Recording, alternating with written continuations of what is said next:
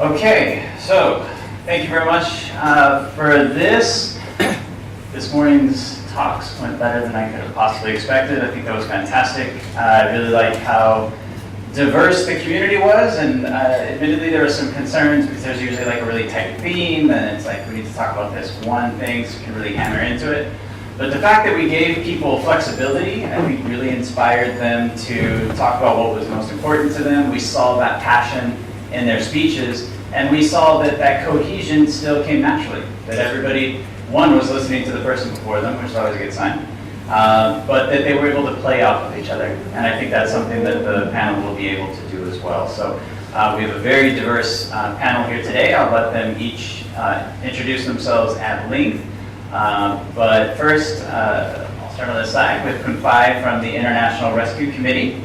So she'll be talking to you about all the great work they do in Thailand. We haven't engaged before. We have Samil, that's the magic seaweed in the sky guy we talked about earlier. We have another Kun Phai from Bain. And then we have David from the UNDP. So how are we gonna, we have slides set up? Your individual microphones will work. Yeah. So we'll have everyone give a 5-minute open, and then we'll field some questions and have a conversation. Yes, please. Am I ready the slides?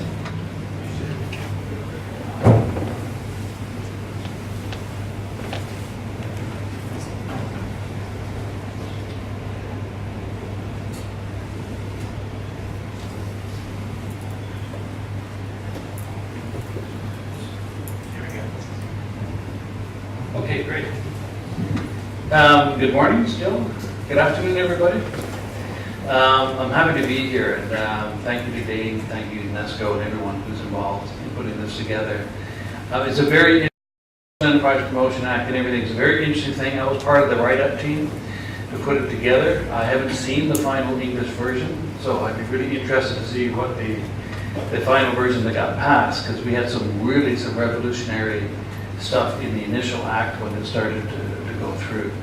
So it'd be very interesting. I come from private sector. I worked in private sector, mostly in Europe, mostly in corporate finance, basically buying companies for companies. And then I moved into the startup world. So I had 2 or 3 startups. I've got a long leg in academia. I've been in school for about 50 years. And still continue very actively with universities, especially on the technology side. And then I joined the UN about 10 years ago. So in essence, you'll notice one of the keywords up here. In essence, I'm very much an accidental hybrid. I've jumped around from country to country. I've jumped around from sector to sector in different types of work, from corporate work to actually startup work to UN type of work in academia as well. So when you look at the slides, I'll look over there. When you look at the slides, it's really this new hybrid economy. This is very true. We are moving very much into a new hybrid economy, and you'll see this here in Thailand.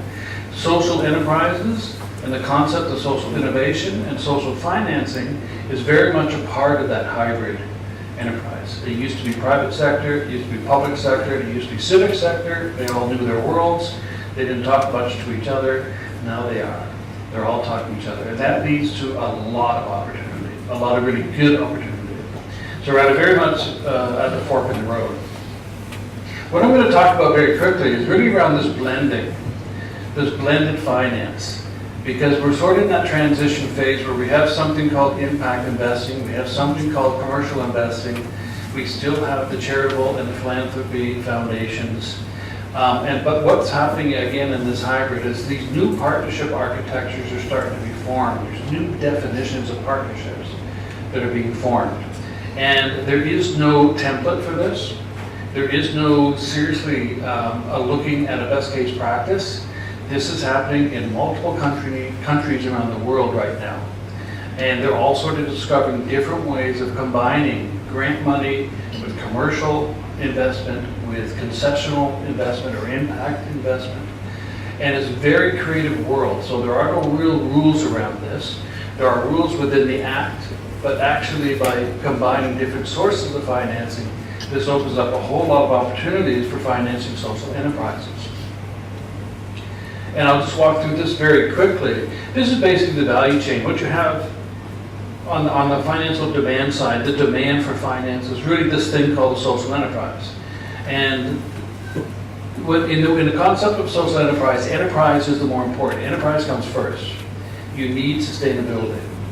You need to sell something, a product or a service. You need a business model that will scale, because we want impact. We want social impact to scale.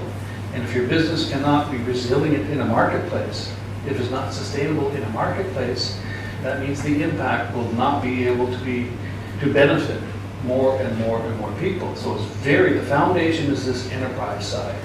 And this is sort of the concept that we will work on, business modeling and these types of things. How does that actually work? And then you get this combination of financial sources. So you need a demand of finance, that's a social enterprise, they need money.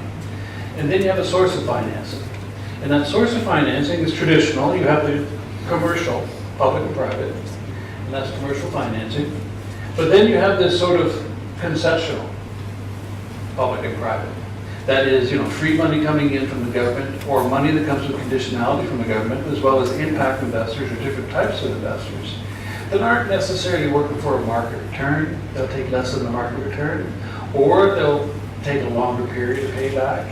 They won't try to rush you through a four-year cycle. They'll give you an 8-year or 10-year cycle.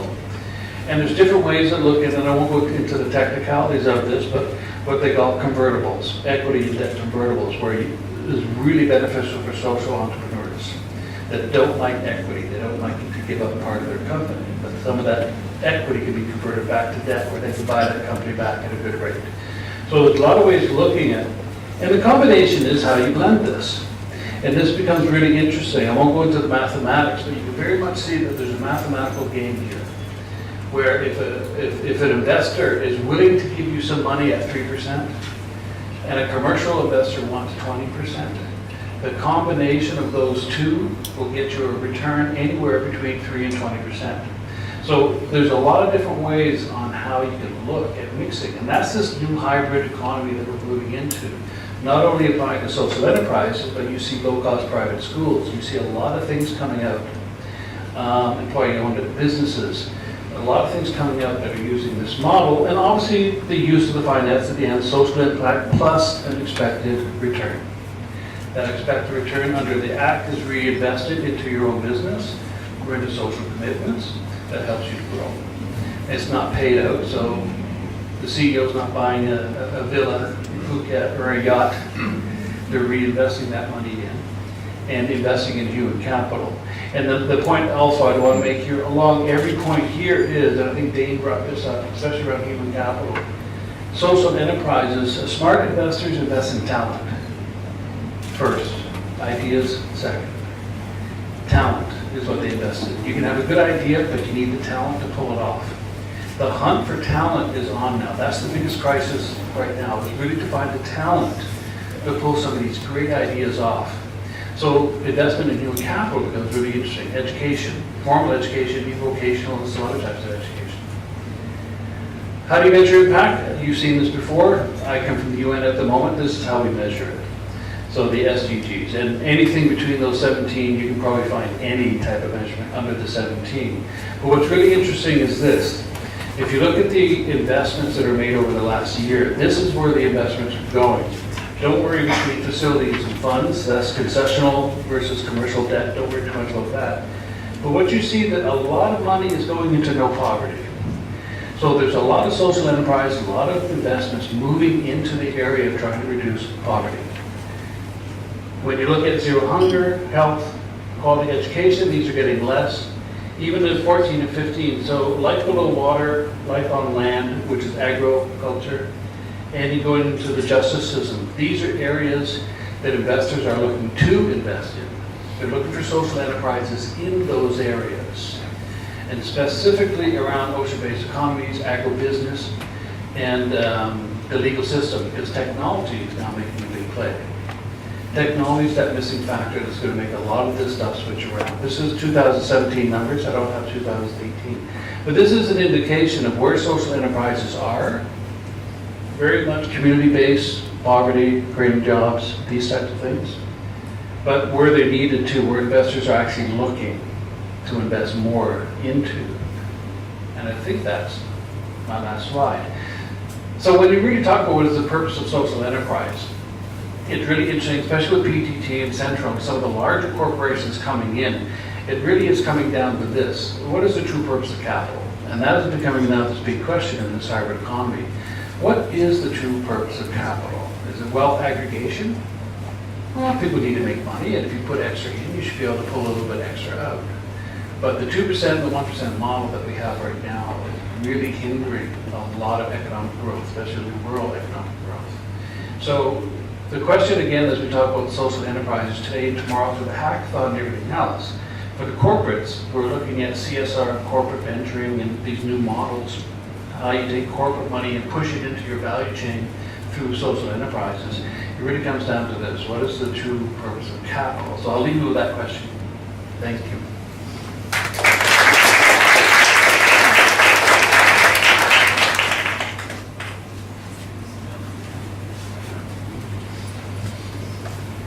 Hi, good morning / afternoon. My name is Bai. I'm the manager at Bain & Company.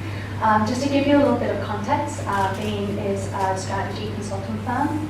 We have about 60 offices across the world and about 7,000 employees.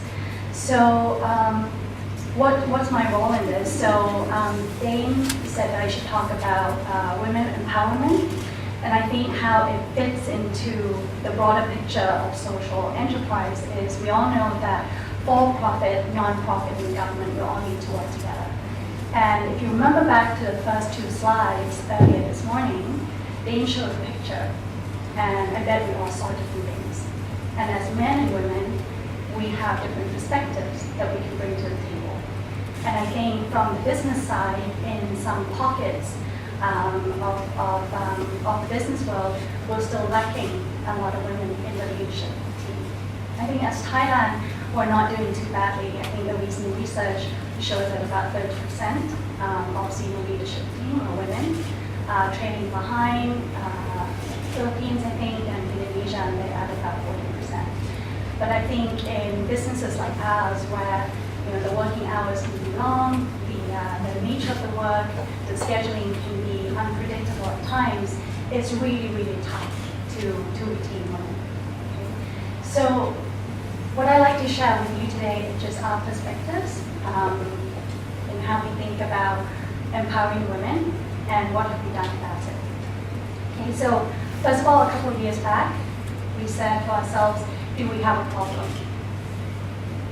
And it turned out that we did. I didn't really like to single out women because I think we're just the same. But when we look at our numbers, we're really great at hiring them, but we're really bad at retaining them. So as you progress to a career, especially in our firm, the representation of women comes from about 40%, half, down to a single digit. And we do an employment satisfaction survey every year, and then we decided to cut the survey by male versus female. And what we found was that the male tend to be happier, and the females are not. So we said, what's going on? Okay. And why is it important to have women, at the top? I think we're also a very valuable set of assets in the firm. So if you're hiring a lot of them and you're not retaining them, you're just losing your assets. And that's really, really, it's a tough problem to solve, especially in an age where talent is so hard to find, good talent especially. And secondly, and this is probably more important, the quality of decisions that we can make, and the diversity in points of view we bring to the table, that goes up significantly when you have a more balanced panel of women and of different backgrounds. So gender diversity became a strategic priority for our firm. We take it very, very seriously. So then we peel back the onion. What's happening? What's the root cause of all of this? There were really three big things. So one was a confidence gap. Second thing was around primary caretaker expectations. So unfortunately, men can't give birth or breastfeed yet. And I think And I think especially in Asia, the expectations are slightly different. Lack of women role models, also that's a huge cause.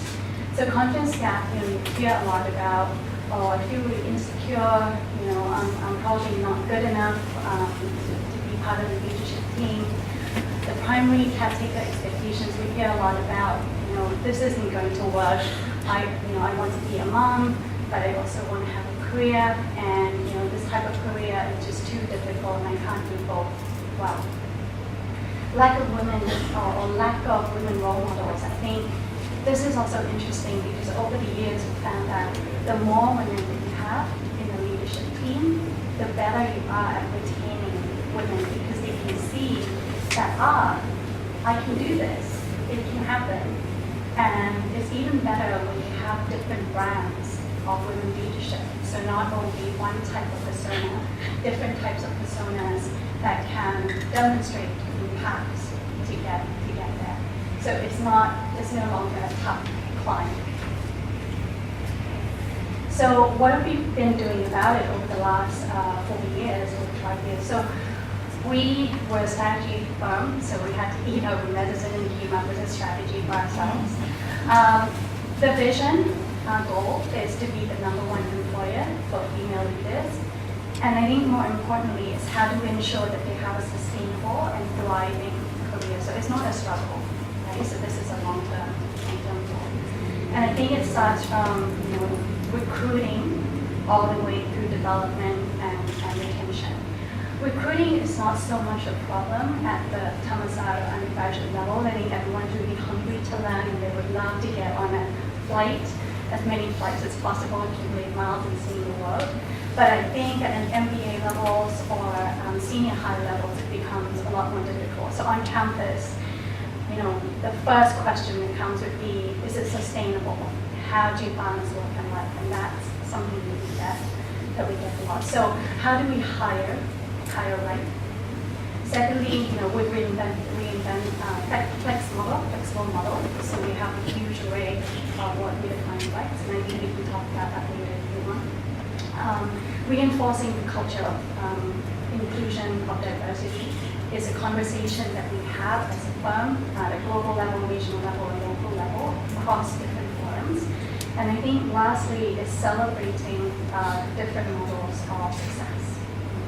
And we have a program called Women at Bain, and actually there's a forum going on today in Singapore where the whole Southeast Asia women across all levels are meeting. Not only doing yoga and having fun, but I think just reflecting on what have we done together over the last year and where we are in this journey. So we've come a long way. I think in 2012, the percentage of women in our firm was around 8. Now we're up to 20. We have a long way to go still. This is my last slide, I'll be quick. But what have we learned so far? I think one is we have to broaden the course. So the leadership team, men and women, have to buy in and recognize that this is an important problem. So creating a learning platform that everyone is buying into. Secondly, it is about everyday moments of truth. It's not about major conversations that you have every now and then, but it's about everyday interactions that we have with one another. And it's about corridor interactions, and it's not about policy. It's about you have to get into the trenches and actually interview. And I think thirdly, every one of us is different. Every moment that it is different. So it's difficult to come up with a one-size-fits-all solution. So you have to really tailor to the needs of the individuals. And I think lastly, it isn't just about showcasing women role models, it's also getting the men involved and getting them to be part of the solution creation. And a lot of them don't really talk about how they balance the trade-offs, but they do as well. A lot of them have great wives that also have demanding jobs, and they need to team up with their wives and chip in as well. So hearing the stories from the men and for them to be part of the solution, that's really important. Thank you.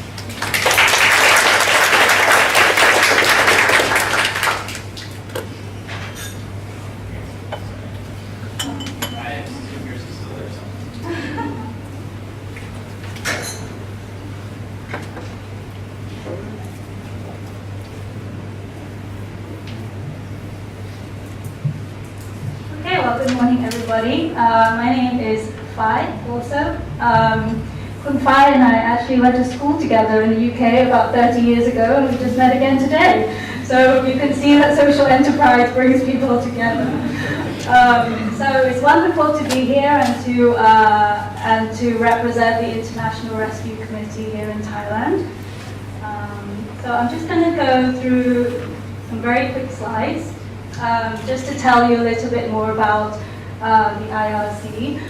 We are not the International Red Cross, so please don't get us confused. We are the International Rescue Committee.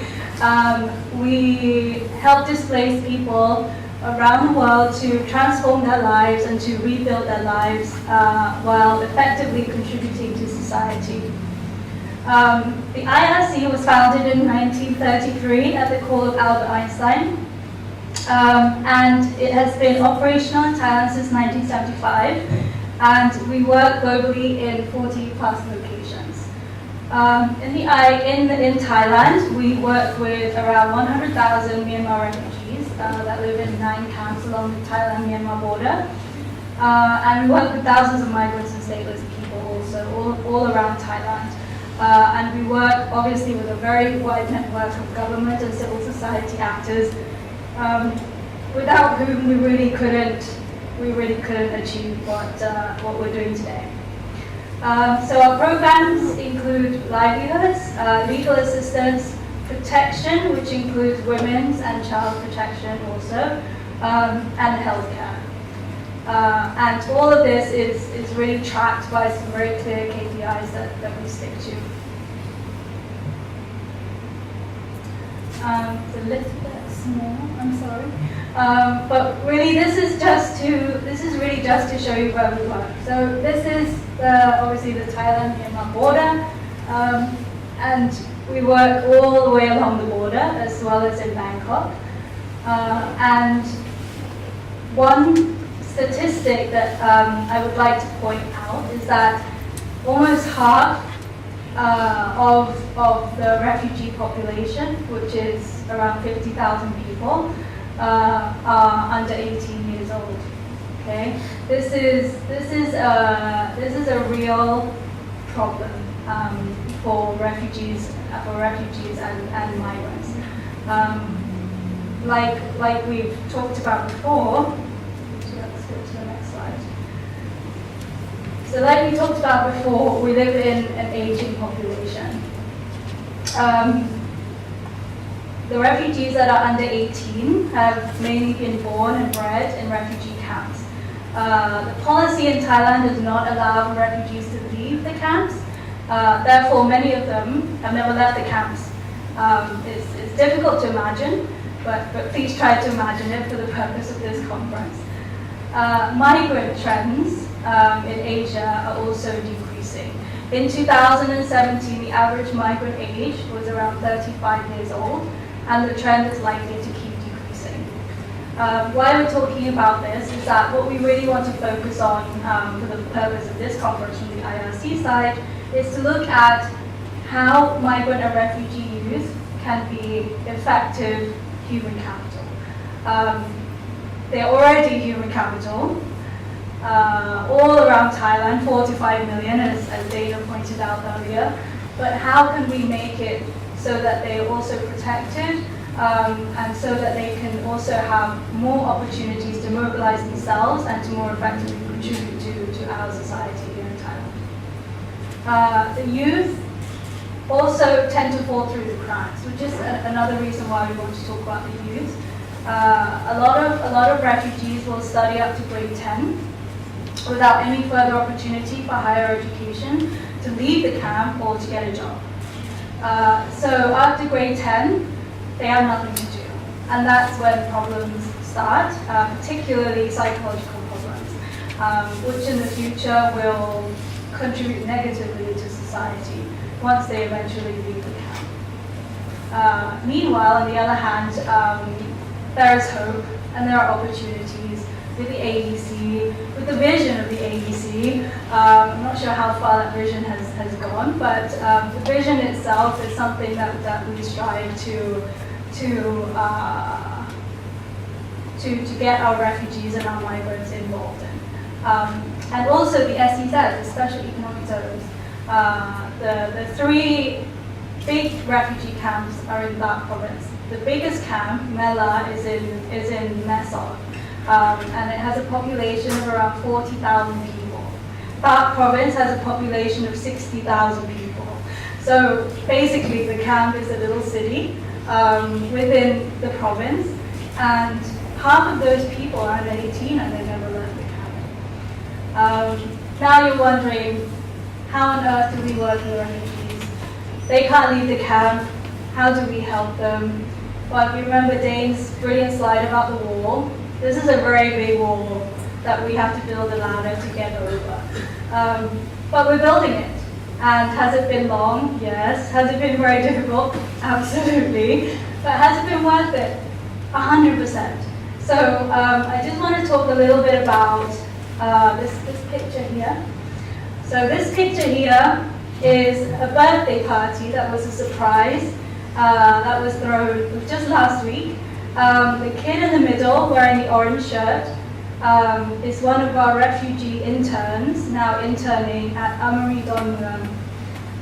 So this has been a very, very successful collaboration between INRC and Onyx Hospitality Group, where it has taken months and months, but we managed to help the refugee students go back to Myanmar, get their passports, which they'd never had before, come back to Thailand on a plane, which they'd never been on before, get a visa, become a legal migrant student, and to go and intern at Onyx Hospitality Hotels.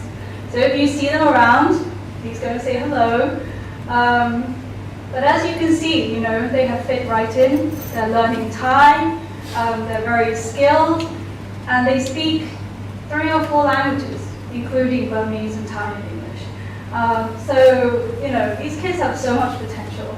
Unfortunately, we could only bring out 8, because 8 was very difficult as it was trying to negotiate with government agencies, etc.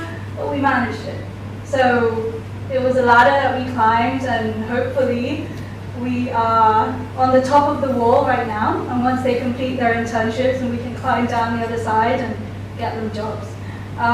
So this is really a breakthrough for us, and we hope that we can explore such opportunities, not just in the hospitality sector, but in all sectors with you over the next couple of days.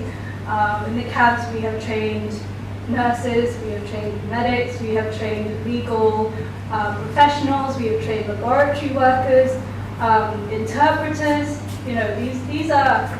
These are real human capital that has been untapped, and at the same time, we can really transform and change their lives. So, thank you for listening.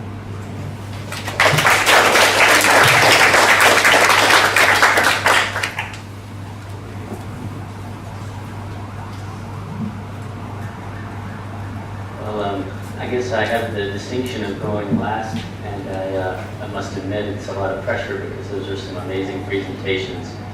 I'm just going to go quickly through some slides. Dane asked me to talk about what we do, and he's kind of set me up with another really difficult situation with this magic seaweed comment, but I'll just talk about it, and the context is this. Social enterprises focus on social challenges, as we've heard, and try to create business models out of them. These are really complex problems, and so the models are often very, very complex. And that's one of the key differences. Normal or traditional businesses that are only driven by a profit motive follow the mantra of the simplest solution is the best one, the one where you can make the most money. Unfortunately, if social problems were that simple, we would be living in utopia, and none of us, I think, in this room feel like we live in utopia. I certainly do not. But I think we all share the common passion of trying to make this world a better place, and that's where we all have a linkage. So I'm going to talk about what we do. It's complex. I'm trying to make it as simple as possible. I'd love to have conversations with anybody afterwards, and happy to share. So let's just get into it. So our company name is Energaia. Energy from Mother Earth was kind of the origin.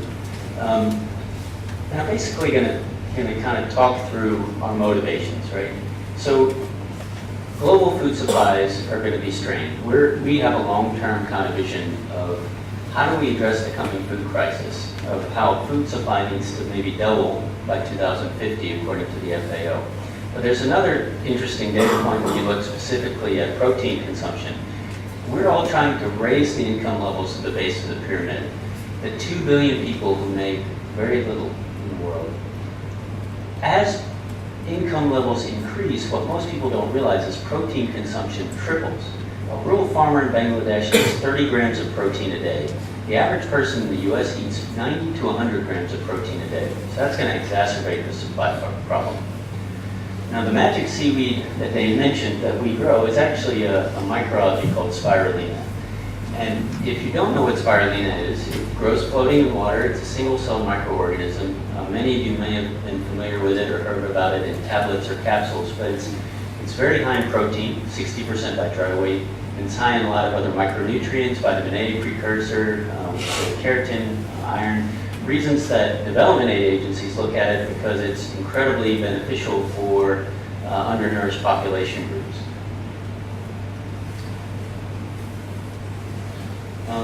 It also is incredibly sustainable. It takes about most people don't realize, it takes about 112,000 liters of water to produce 1 kilogram of protein from beef. It only takes about 290 from spirulina. Still sounds like a lot, but it's nothing compared to the alternatives. And because it's a single-cell plant, basically, it produces oxygen as it grows. So we grow them in closed tanks that are portable and can be deployed anywhere. I'll show you a little bit more about that later, but each one of our tanks puts out the same amount of oxygen in a year as 1.6 small trees. Now, low-cost system to grow spirulina because our vision is for this to become a mainstream bulk food commodity to address that first kind of crisis point of food security. So we currently produce on rooftops in Bangkok, down the BTS of the Novotel, and also in rural communities like in Madurai, in Bangladesh, and now in Indonesia, and we're expanding. Traditionally, spirulina is produced or taken out of natural lakes or open ponds.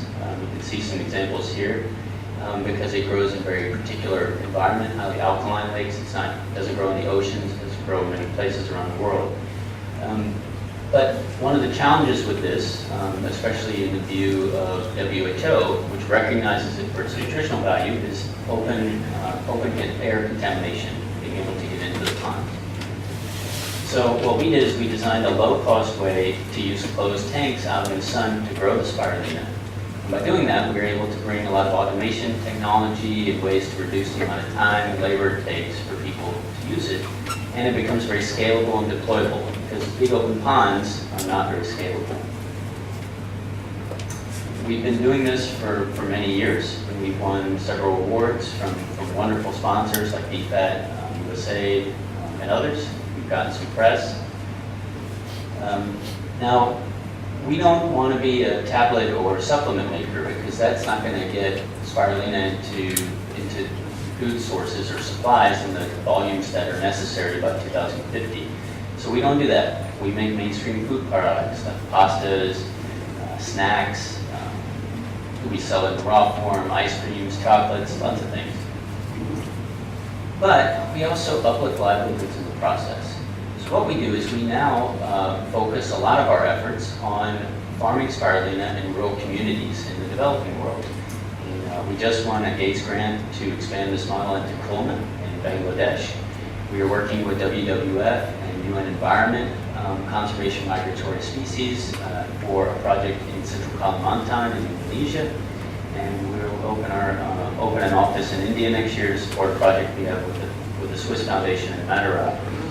What we do is we give training. We set up a collection center and technical support center in a community with a training farm. We teach farmers how to grow spirulina. We focus on women in the communities because our system design allows for productive income, additive income stream to be made for the household with just 3 hours per day, 3 days per week of effort, so it's part-time. The farmers grow spirulina, we're a guaranteed buyer, but we're not an exclusive buyer. We're a put option for them. They can eventually grow the market through awareness, have other consumers who will buy from them.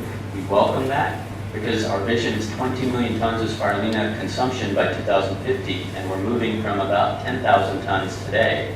So it's orders of magnitude that we need to change. We need to get production to communities, discretized around the world, and we need to raise awareness, we need to get consumers, because that's still only going to be 2% of protein demand by 2050. And current supplies are nowhere near sustainable. They'd be less than half of the demand, and there's no way to double it. So there needs to be lots of layers in this cake, worms, crickets, everything to get there, and we think spirulina is going to be a part. And if we don't start now, there's going to be a lot of starving people by 2050. So spirulina is a 3.6 billion-year-old microorganism. It was one of the ancient ancestors of both the plant and animal kingdoms. It was grown by ancient civilizations thousands of years ago and consumed.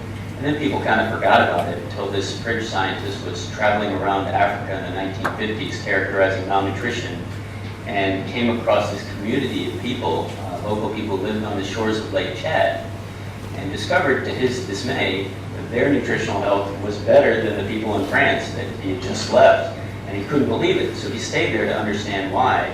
And he discovered that they pull this green slime out of Lake Chad and they dry it into cakes and they eat it, and that's spirulina.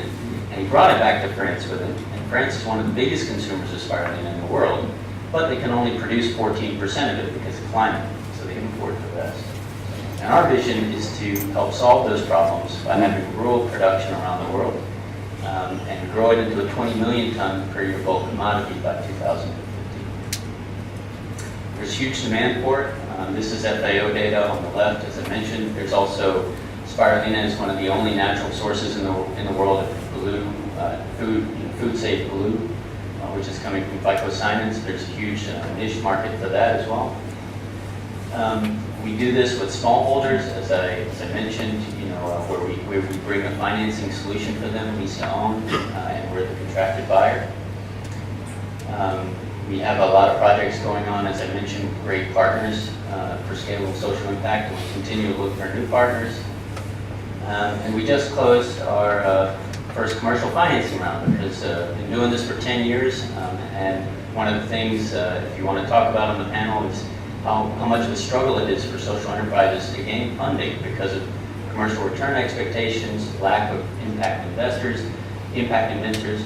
not really understanding what social enterprises' needs truly are, how to build capacity, social enterprises not understanding what funders need, which means how funding rounds work.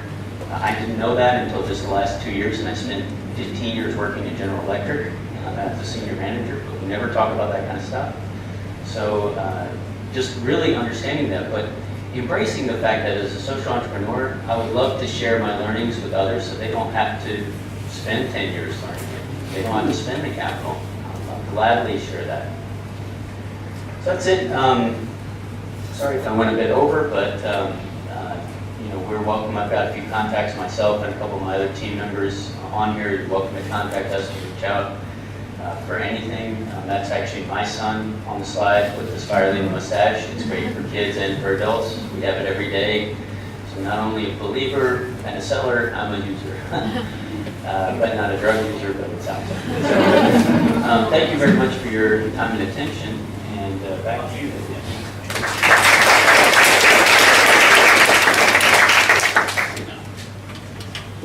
Okay, that was fantastic. I think what's become apparent, as I mentioned, we're talking about a lot of different things. So as a moderator, you should usually try to generate cohesion. And the cohesion here is that nobody said this was easy. Everybody we talked to said we're trying to solve very big problems. They've been doing it for decades, and they're not done yet. And so I guess as an audience, you can say, hey guys, try a little harder. Or you can recognize that it takes a village, right? And that we all need to be working toward these things. But I think the things that stand out to me, and we'll open this up to questions, but very interested in the UNDP's perspective of the two sides of the equation. So we heard from Samil about being on the borrower side, We talk about the corporate finance side and what are investors looking for. That conversation working in the private sector, it gets easy where you're like, oh, this is your return. This is, the math's easy. And the metrics for social impact either don't exist or are just really, really difficult to talk about. And so anybody trying to operate in a world without metrics is going to struggle. I think what Kunfai from Bain was talking about was quite interesting because we talk about empowering women, and it's one of the SDGs, so you can incorporate that into any business plan you're working on for the hackathon, and that totally qualifies. We do talk about it. I've been to a lot of public sector events. We tend to talk about it at the Grameen Bank level, and that's fantastic and it's important. It's just a conversation we tend to have more often, and we kind of forget that in one of the most progressive, most successful strategic management firms in the world, that they're struggling too. And so to remember that this isn't just one demographic that's struggling with this, but across the board, may change the way you perceive the problem or the way you go about solving that problem. What I loved hearing from Samil was just the idea of the sheer complexity of the business model, and he's absolutely right. That Occam's razor, the simplest solution is the best one, just doesn't apply to social issues very often, if ever. And one, if it did, they would have already done it. And two, because we're trying to do something really extraordinary. So you end up having 6 inputs or 12 inputs, when if you were wanting to run a lean business, you worked at GE, you'd much rather have 2 or 3 inputs and simplify the process. So going lean in a social enterprise is very difficult. And then Kunfai talking about the IRC, I think we have a couple of issues that we can raise in here. One is that the refugees themselves are sort of this invisible mass. There are problems we know about because they're right in front of us, they're on our doorstep. There are problems that are much more hidden from us. The public sector is great at peeking behind those shadows. They're working in these places that we do not know exist, and to be frank, that a lot of people don't want to know exist. You live in the wealthy capital, and it's kind of nice to go out to your nice restaurants in your nice car and not realize the kind of poverty that is next door, but refugees specifically, migrants as well. I think there's going to be some overlap, and we knew this coming into it, but because refugees cannot legally work in Thailand, we will probably talk about migrants more, which means we have overlap between the IOM and the IRC, but I think that's a great thing. We have teams from both organizations that will be working in a hackathon, and it's a big enough problem that I think we can all try to solve it, and no one will feel like, oh, you saved the world before I did, I'm mad. So I think it's fine. We should all talk about these things.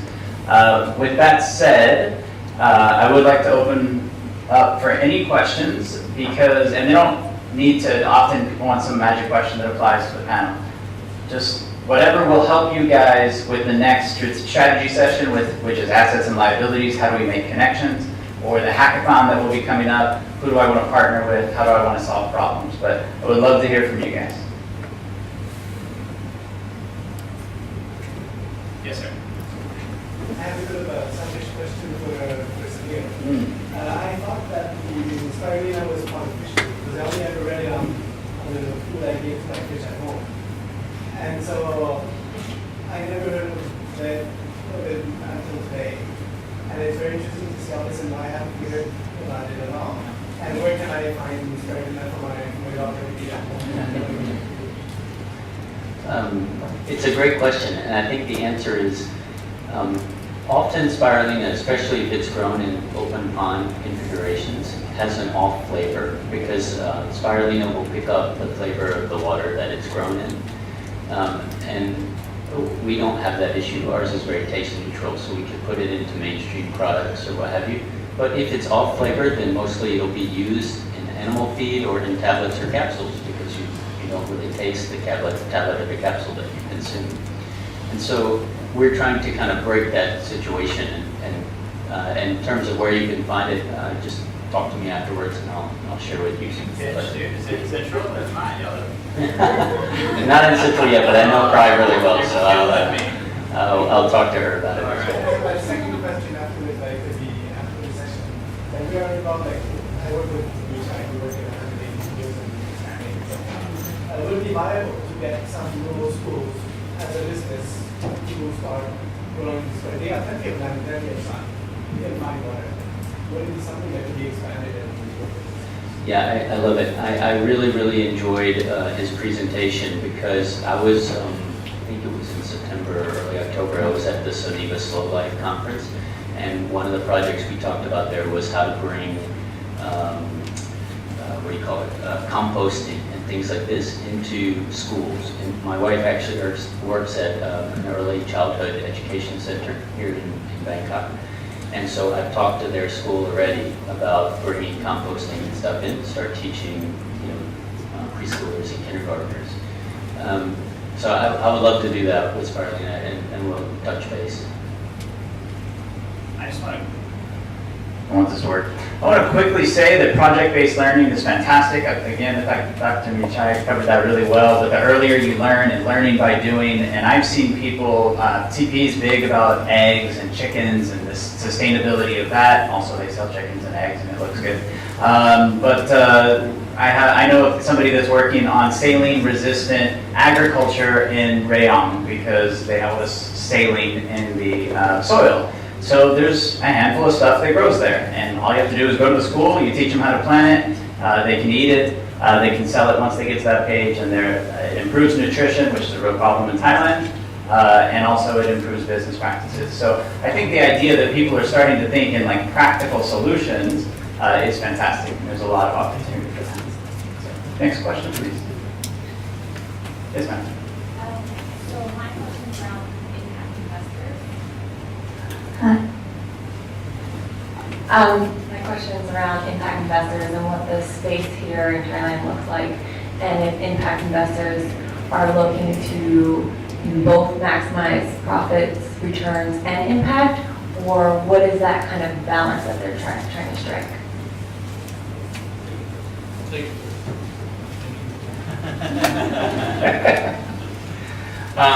Impact investing is a very new field, and there's a lot of people that call themselves impact investors that are not impact investors. Now, a lot of impact investors think that means grants. From the other extreme. So basically, when you're looking for investors, and you try to work with investors and convince them that they can be an impact investor. That's a much better way of looking at it. The 5% of all the investors who would self-identify as impact investors, that's good. You can catch them. It's the 95% that we want to get and get them into this field. And again, it comes down to the business model. If you get a good, strong, scalable business model, that's where the investors are going to be interested. If you throw some impact on top, some social impact, well, that's great. And creating some jobs and all ways of putting impact, not only in your business or what your business supplies, but the value chain that your business is in. There's a lot of different ways you can look how you are going to have some sort of a multiplier on impact. In Thailand specifically, this will make a big difference. The Social Enterprise Promotion Act is going to make a big difference because part of the act is there to incentivize investors to invest in. What you'll get is probably the large corporations first. Their CSR will change slightly to what's called corporate venturing. They'll take part of that CSR money, not use as grants, but switch it into very concessional debt, low-cost debt or equity, long patient equity. So you're going to see that the first time, and then you're going to start to see funds being structured as social enterprises get larger, and they can sort of digest a little more of a growth capital as opposed to seeding capital. So it's very early stages here in Thailand, but it will happen. It's ingrained into their culture anyways. This just more or less formalizes the investment side. They're very community cultured anyways. They do this often for free and individually. The question is now, how do you get $10 million to it? And that's how this thing works. Yes, I think it's a really interesting question because in Thailand, at least for the past decade, it hasn't really been an impact investing community here. And the definition is a bit of a struggle as well, because what I came across a lot in the earlier years was groups that wanted to be impact investors, but they didn't have any money. And so what they did was they tried to go talk to a lot of social enterprises and put together a portfolio that they could take to a funder and say, okay, please give me some money. And it was a very tough slog for both the social enterprises who were hopeful and the groups that didn't have the money that wanted to get the money. I think David's point's right. What'll happen, hopefully, with the law is it'll allow a normal investor, which might be a corporate or what have you, who normally looks for a 16 to 20% return on investment, to now say, okay, because of the tax benefit, I can live with 8, or I can live with 5. Because real impact investors, and there's a very tiny number, somehow get money that can accept 8 or 5. But they're really few and hard to find. And they're usually out of Europe. And they're usually a really big struggle for social investors, social enterprises to find, to be honest. And so now, through mechanisms like this, it may allow other ways for that money for normal money to be deployed. Because the struggle is, for a traditional investor or for a social enterprise, it's really hard to meet 16 to 20% for a lot of these types of activities.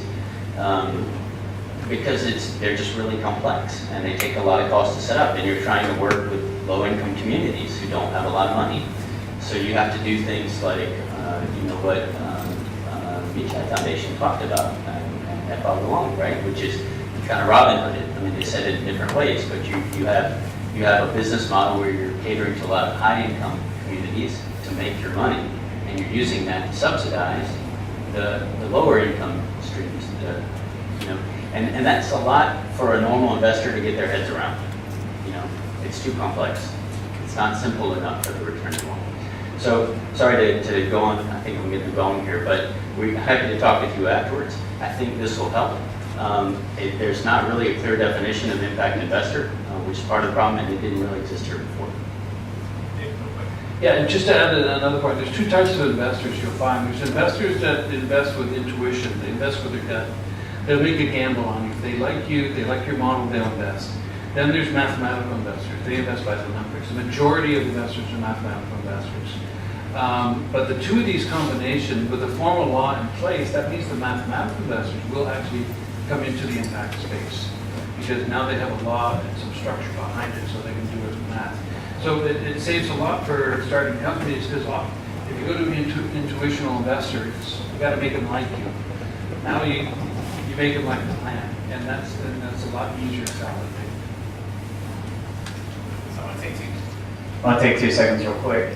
One of the things I want to point out, especially because of everybody who's in the room, is that when we think of a startup, we think about like a brand new idea. Like I have this brand new thing, I'm going to build it in my garage, and I'm going to go from there. And then when you go talk to investors, it's a brand new idea. And maybe it's sexy, but it's still new and it's hard to evaluate.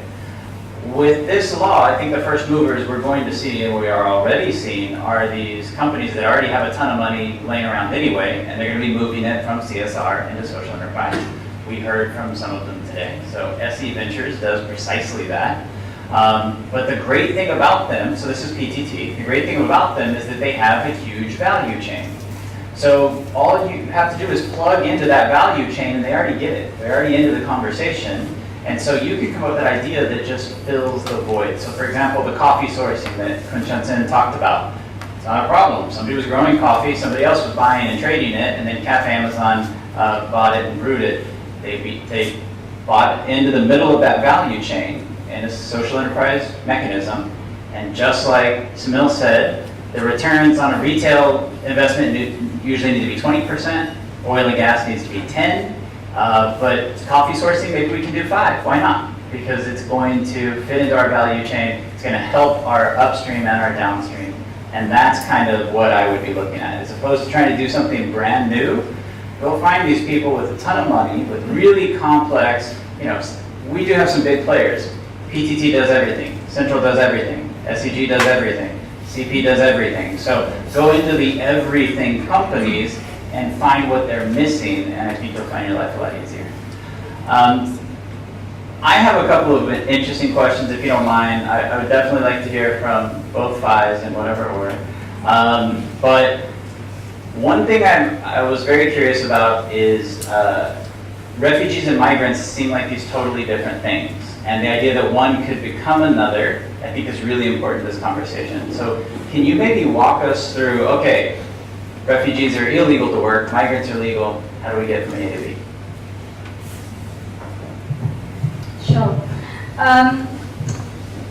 First of all, I think the terminologies are obviously they're a little bit confusing for people.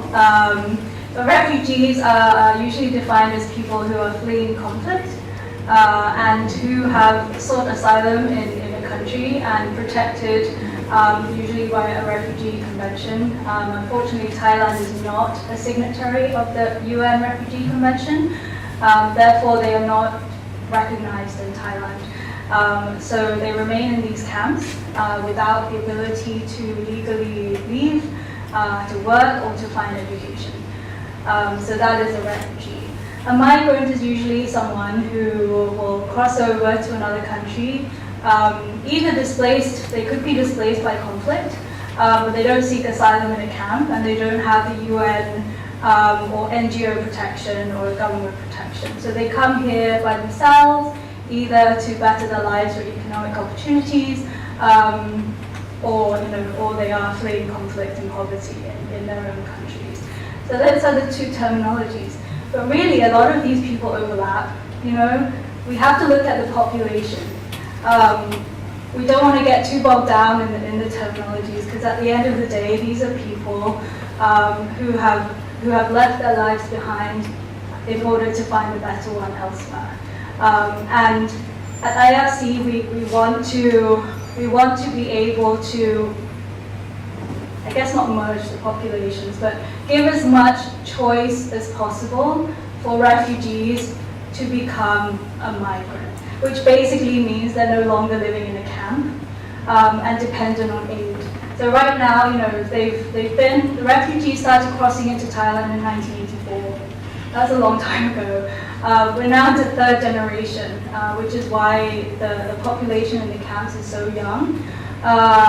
And the longer they stay, the more institutionalized they become, the more psychological problems we'll see, the less education they'll get, and eventually they're going to have to leave those camps. Those camps will not be there forever. Okay, they've been there for 40 years, but they will not be there forever because they can't. Funding for these camps have declined drastically, and we're seeing more and more people leave, either to go back to Myanmar or to come into Thailand legally or illegally. So what's better, to get them out now, legally, with the help of other sectors, or to leave them languishing in the camp, and then eventually they're going to leave anyway without any opportunities, and then they'll come in illegally and be exploited.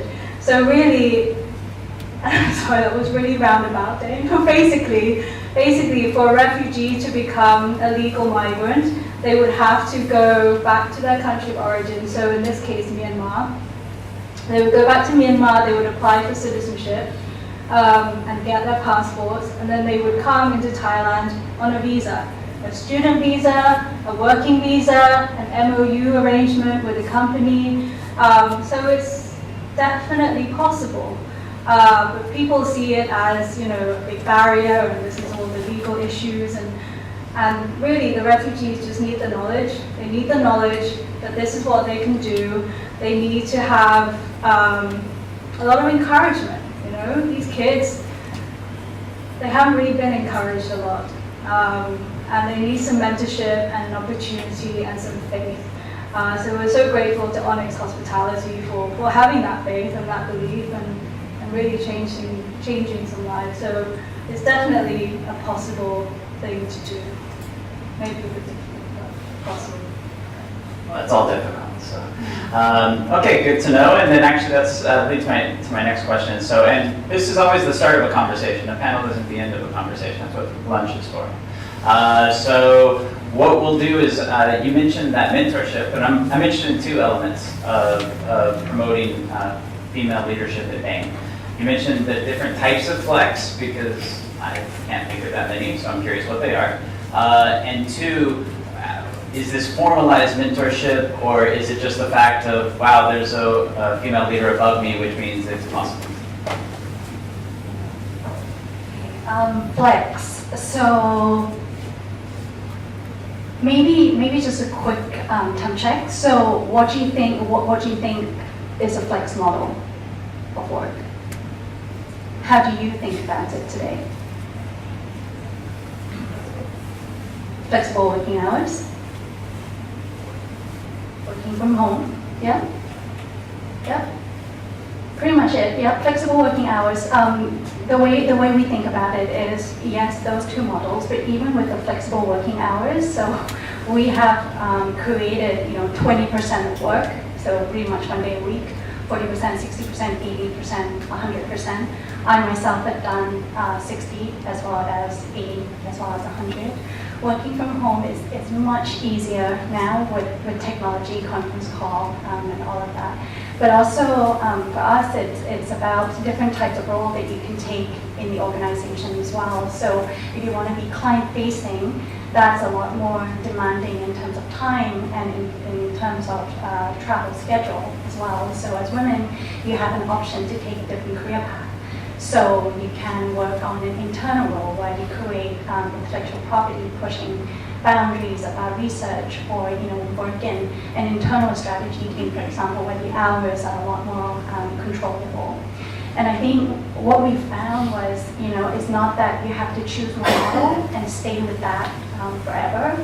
I've shifted between models, maybe sometimes 3 models within 6 months. Because what we didn't realize before, what we're realizing now is that as we journey through life or through early sort of motherhood, is that your needs is also changing, and I wasn't aware of how it's going to change. But the fact that we created this tool with lots of models, or toolbox with lots of models, you can just dip your hand into and try and change whenever you want. That was really valuable. And I think it's easier to say, oh yeah, we created all of these things, but the hardest part is it affects other people in the firm as well. So imagine if you start up a project team and there's this person that wants to work 60 hours. There's this person that wants to take time off between this hour and this hour. It becomes really difficult to operationalize. How do you manage your benefits, your pay, and all of these things. So there's problems that needs to be solved as well. So that's complex. And very quickly on mentorship, it is a formalized program. I actually have a mentor as well as sponsor. It's a bit complicated. So we have a formal mentor that writes our review and takes care of our professional needs. Also a sponsor, and you can choose your own sponsor, and it's formalized as well, but that person will look at you as a person more holistically, and making sure that they support you in the workplace as well as home. Doesn't mean that they go and trying to find out all about you and what's going on in your home, but I think it's understanding what do you need as a person, what are your non-negotiables, and making sure that the firm understands that and respect that. You're way behind schedule, but it's been a phenomenal morning. The afternoon usually drags anyway, so you might as well make the most of the morning. But this is better than I could have possibly hoped for. Everybody's been fantastic. I know you're all hungry. I hope what this has at least done is generated some questions, some topics of conversation that can carry us through lunch. We'll have some coffee at the end of that, and then we'll pick it back up. But thank you, everybody. Thank you for the panelists. That was really phenomenal. Thank you.